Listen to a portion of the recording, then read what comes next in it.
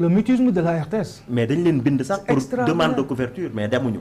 mais Assemblée nationale c'est une institution warul sax bind. mais ça ils doivent juste informer le ministère de la communication ñoom ñu joxe instruction. mais bien sûr mais li tax demuñu cela veut dire que ni mooy liggéey day rejoindre li nga ni Diomaye non Diomaye jël responsabilité am rek.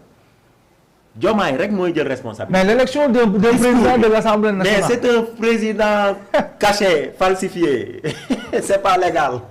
c'est pas légal. léegi assemblée lu légal lay def déjà dafa am vice de forme mooy lan xam nga njëkk nañ def loi kii bi.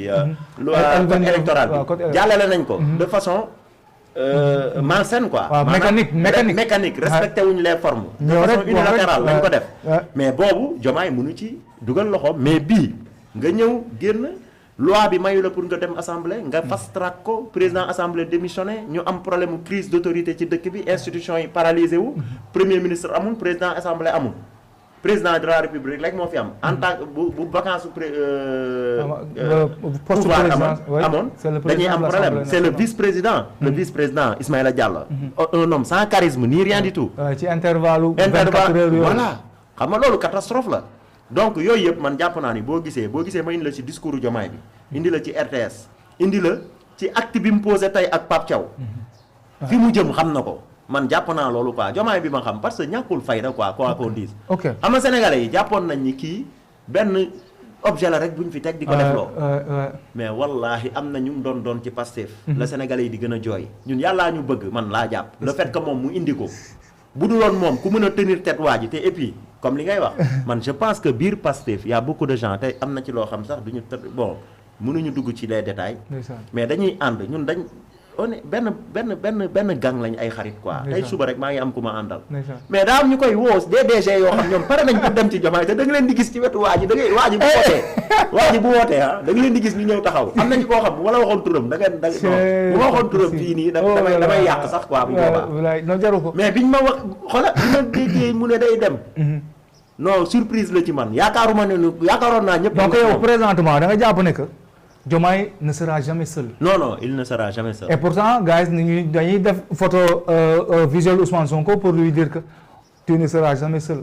On te laissera jamais seul. Mais xam nga Ousmane. Mais présentement, le Pastef, selon ce gis-gis, est-ce que gisoo ne il devient encore un peu plus fort politiquement? waaw côté parce que maanaam boo xoolee ñoom député yi ni ñu defee nii. ak un peu militants yi sur les réseaux ak taxawaay bi ñu am. est-ce que gisoo ne ñoom mbir mi ni mu demee nii ñoom jàpp nañ ne que non seen yoon a ngi doog a ubbeeku. voilà c'est le terme sax. j'ai vu sama benn frère ndeysaan Modou Bambara maa koy nuyu bu baax. nee na non mais suñu yoon a ngi doog a ubbeeku. xam nga mais est-ce que c'est pas possible. Modou peut-être que gis-gisam lool la. nangul nañ ko mais ñun ñi nekkoon Pastef démb xam seen capacité de mobilisation. ak de maanaam seen présence ci réseaux sociaux yi seen façon de faire Pastef bu fekkoon 50 lañ léegi 10 la man li ma waaw ñu bëri dañ leen bàyyi maa ngi fi benn audio boo xam ni man dama ko war a sax teg le gars xam nga lu ma wax dafa ni ma fàllu acte bii Ousmane Sonko posé tey Assemblée nationale illégalement bàyyi naa Pastef ndeke waa ji boppam rek ko ñor lii dafa ñaaw li mu def El Malick Ndiaye exemple gis nga perception bi mu ci am te mu ngi doon ànd ak ñoom te loolu dafa bëri chaque jour dañuy jot yu demee noonu parce que on se réclame Pastef authentique beaucoup de gens bu ñu génnee dañuy jéem a rapproché wu ci yow comprendre nga dinañ la jéem a wan ni ñoom carrément seen sentiment fan lañ toll et puis di la conforter sax ci li ngay wax parce que yéen leen ci lu ñooñu ñooy base bi d'habitude ñooy c'est eux qui travaillent à la base mais Diomaye nee na leen Pastef majoritairewul ci réew mi dañoo dem élection mu joxe données yi te xam nga ni dina def ay sondage yi mu def lan la leen wax ne leen fi ngeen jëm baaxul bu ngeen continuer da ngeen di tas Pastef lu tax mu wax leen ko mais un président de la République du waxantu mais kàddu googu aussi am na ñu mu frustré c'est-à-dire wax na leen ne leen Pastef yoon yu mu jël nii bu ko continuer maanaam waxuma la dara mais parti bi ci boppam moom mooy tas xam na ko et loolu affirmation bu dafa diis mais jógee nag ci koo xamee ne ni c'est pas n'importe qui c'est un président de la République l'homme le plus renseigné de ce pays xam nga su may wax jooju sama xel dafay dem ci la benn kàddu bu ma sama benn grand waxoon mu ne lu métti ci Ousmane Sonko mooy le fait que mu toog sur une table conseil des ministres di gis 25 wala 26 ou bien une trentaine de ministres kenn ku ci nekk mu mën a wax ci moom loo xamee ne yow xamoo ne kii xam na lii ci yow. te loolu ça dérange donc une personne comme Ousmane Sonko mi jàpp ne moom mooy kilifa wu alors le président Diomaye moo tax le président daal il est fort quoi. xam nga luy danger bi foofu. président daa am atu bu mu amul woon. président déjà dans Pastef. moo ëppoon information Pastef parce que moo doon l'élément central. wax naa la ko fi léegi. kon xam na Pastef c'est vrai. xam na Pastef xam na nañ leen daan mobiliser. xoola dañ daan organiser manifestation après ñooy ànd ñibbi des fois man am na ci boo xam ni en 2019 man moom Fadilou Keita Fatima Mbengue ñoo ànd di dox di dem. da daan nekk au cœur de l'organisation donte organisation Pastef Dakar beeg yooyu. ñoom ñoo géré woon tout ce qui est ça. mais Diomaye da daan coordonné da ci daan nekk. il était mu ngi nekkoon contact direct ak. il était au cœur lii xew xam na Pastef nu ñuy massifier. xam na yan nit la ñuy am d'ici et de la diaspora pour ñu massifier loolu du problème am te bu yoree nguur loolu day gën a facile ci moom. xam nga li ma la wax léegi nag tey nga yor les renseignements. di nga xam stratégie yi ngay teg. ba mën a xëcc ci Pastef mais lan moo tax lu ko jox idée wu mu rencontrer tous les militants de Pastef surtout les coordinations. ba naan la ku ma ci nuyu damay jaar sa tur. loolu am na lu muy révélé. te et puis Pastef xam nañ ni wax ji ñoo fi nekk rek mais xam nañ ni ku ci topp Ousmane Sonko. li nga bëgg doo ko am. léegi tout à l'heure bi ñuy tàmbali da nga am loo xamee ne que moom nga ubbee moom mooy ñi ngi xamee ñoom ñoo nekk ci kaso bi mu am une information boo xamee ne que sunu grand donc le grand coordinateur Ahmed Fall daf ñu ko jox tout à l'heure moom mooy donc le journaliste René Capain Bassène donc a été libéré à la suite d'une grâce présidentielle.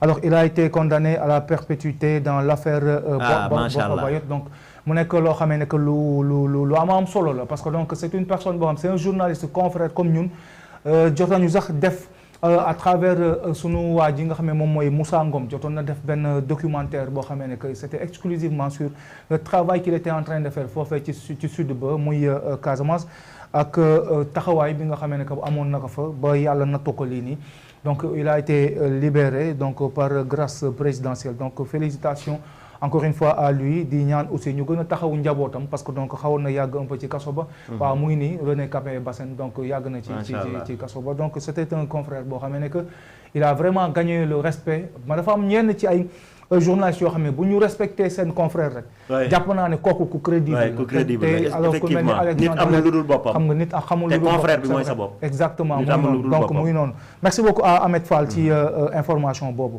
donc boo amee kàddu bu mais yow information bi deful dara sa bopp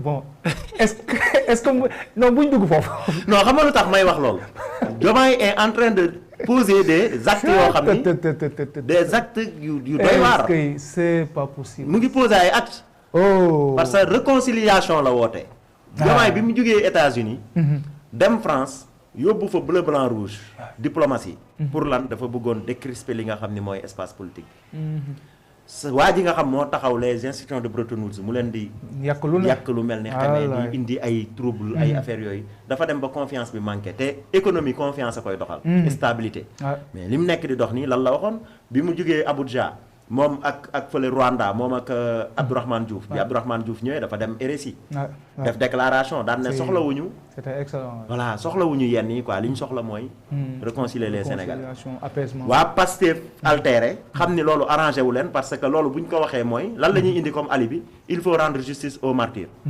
gis nga sax woo nañ leen fi nga xam mooy Grand Théâtre pour naan dañuy rendre justice mais foofu dafa am benn aveu bu fa Ousmane def Grand Théâtre parce que bi mu ñëwee booy dañ ne ko baalewuñu pour citer Antoine Diome bi ngay wax parce que sànq maa ngi naan la Ousmane bu ko recevoir oon coow du am parce que bi ko booyi ne Antoine Diome je cite les noms Ndiaye Talibé Touba moo ni Antoine Diome ñun baalewuñ jubóowuñu Diédhiou ñëw ne baalewuñ jubóowuñu l'autre la grand-père bu kii Parcelles ne baalewuñ jubóowuñu Ousmane bi mu jëlee kàddu dafa ni leen justice du noonu ma yaasi na leen gën a tàng fop mais justice balaa ngay jàpp ni da ngay am ay preuves yu palpable waaw loolu leerul ci ku doon taxaw lan moo ko booleeg Ousmane Diagne dañ ko acculé ba mujj gi mun leen mais justice du noonu li ngeen bëgg du demee noonu lan moo tax ñu doon interpréter la loi d'amnistie pour jàpp ñi ñu bëgg jàpp justice des vainqueurs te économie et ça a malheureusement pas abouti à ce qu'il voulait économie du vengeance moo koy joxe vengeance joxewul c'est vrai apaisement moo koy joxe li kii doon wax rek Sidiki Kaba bari ki démb nee nañ dafa génn ci daje bi ñu laaj ko mu xam nga moom daanaan la quoi mu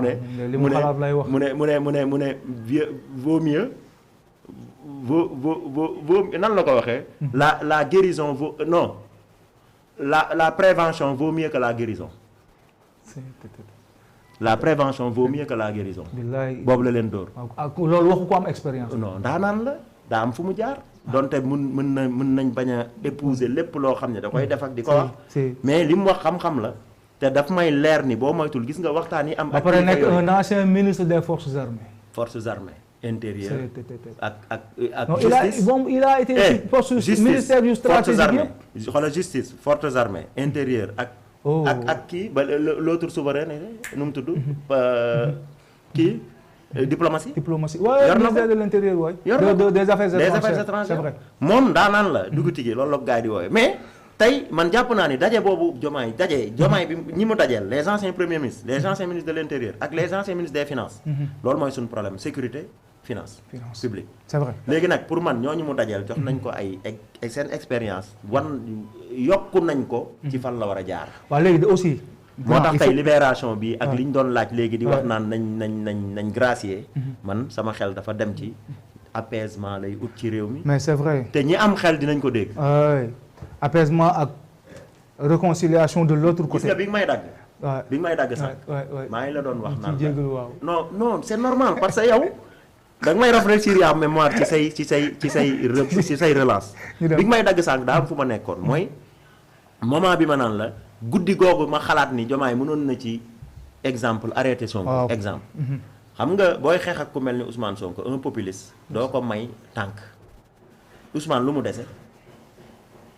mbooloo mi mu am. waaw parti masse populaire bi fan la. mais dese na aussi le parlement. non parlement bi ci masse ñooñu ci xam nga parlement bi. mooy mais la force de l'Assemblée nationale parce que c'est aussi une institution. assemblée amul force ci sunu nomenclature étatique amul force xam nga lu tax amul force. y a l'article 52 de la constitution prérogative président de la république des pouvoirs exceptionnels yoo xam mën na. di gouverner mën na mettre en veille assemblée nationale bi di gouverner te coow di jib ba tas ko jot ko mu tas ko mënuñu ci moom ñaari salaamaaleykum loolu moom c'est protégé parce que dafa am fu ñu jaar maanaam li nga xam mooy l'historique dalay permettre nga xam fi nga jëm démb moo tax ñu naan tey dañ ci am expérience te fii y a des cracks yoo xam ne bi ñuy bind texte yi xam nañ ni tenir nañ compte ci circonstances voilà circonstances yooyu yëpp mën na ñëw suñu kanam mais fi ma doon waxee mooy dafa am beneen aspect bu Ousmane am keroog bi ñu koy atte par contumace fan la dem barricade wu Ziguinchor foofu mooy base am ku nekk da ngay am base xam nga ni ma la xam nga maa ngi doon foofu laa doon jëm far nga wax ma René Bassène bàyyi nañ ko moo tax ma cumuler ñaari bi mu demee Ziguinchor Macky Sall fekk ko fa bu ko fa fekkoon benn saa am mais dafa am hauteur bàyyi parce que waa ji loolu rek lay ut dalay diaboliser yàq sa nguur boo demee ba naan plus de mort muy gën a serré auto bi ci Macky Sall di ko teg pression kooku yow ñi nga àndal naan da nga leen def ni seen doom parce que loolu la waxoon gars yi bi mu demee fële ci Caroline Faye ma naan leen yéen les adolescents yéen laa gën a dama leen bëgg dama leen def ni samay doom ñi nga def ni say doom génn ñu xeex nga ni leen bu moor yi gën a ëpp ñan ñooy moor ñii dee ñan la ay njéeréer lañ duñu ay njéeréer ay nit lañ c'est-à-dire que waa ji il faut que ñu koy décortiquer psychologiquement di xam fan la jëm c'est un fin manipulateur dafa ni woon du Chuanzou la le Chuanzou dafa ni woon du Machiavel du Machiavel mais moo leen raw parce que dafa ni woon si bu ma demee ba nar a ànd ak ñi waral sama engagement politique maa leen yées c'est la seule fois mu wax right parce que bi mu demee ba lëkkaloog politiciens yi ñoom ni ñu doon defee politique moom da koy defee nu raw loolu moo tax bi muy évoqué yonent bi di évoqué Sëñ Touba ci parlement bi loolu du dëgg tegu ko fenn parce que la façon de faire la politique bi muy def dafa ñaaw mais aussi am na ñoo xamee ne que ba tey pour des foofu un peu assemblée nationale ñu ngi wax comme quoi déjà sax maanaam accueil bi ko député yi doon accueillir xam nga bilaay non nañu xamee vraiment ils ont frustré des Sénégalais parce que ils se disent que nekkuñu dans une république islamique quoi c'est-à-dire on est dans une république laïque mu am ay c'est révélatrice xam nga loolu aussi c'est révélatrice